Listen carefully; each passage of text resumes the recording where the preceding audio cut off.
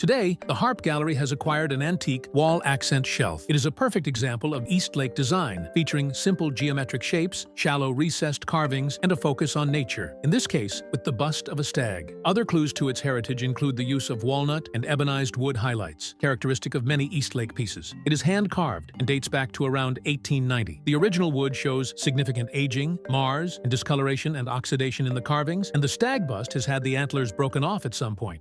The first step in the restoration process will be to craft replacement antlers for the stag. Thankfully, one of the Harp Gallery's master woodworkers is able to whittle a replacement set by hand. Next, the piece will be disassembled and sanded and scuffed to remove the discoloration and prep the wood to receive its new coat of stain. However, because of their relatively small size and delicate nature, the antlers will be stained by hand before being reattached to the stag and prepared for the paint booth.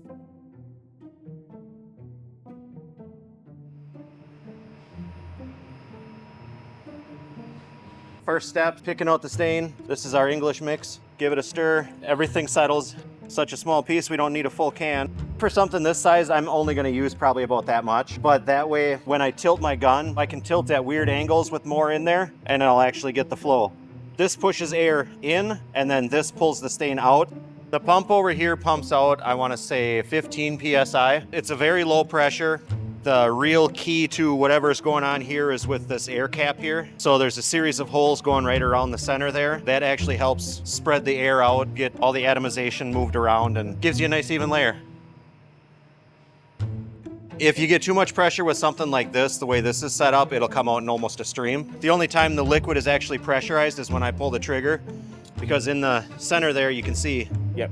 So that blocks off all of that extra air that's coming through. So everything else just goes out through the air cap. It's called an HVLP system. It's high volume, low pressure.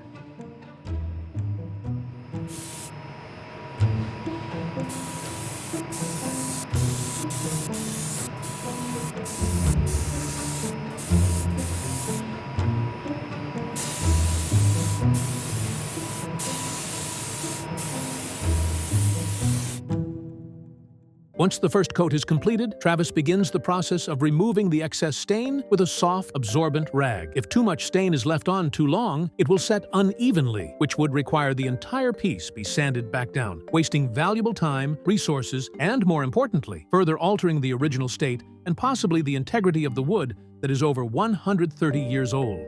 Chris carved these very nicely. I just got to get a nice coat of finish in so that I have somewhat of a similar sheen as what we've got going on everywhere else. It's going to be apply, sand, and then another apply, and then I'm going to spray the whole thing in the final coat. And the final coat is clear? It'll be clear, yep.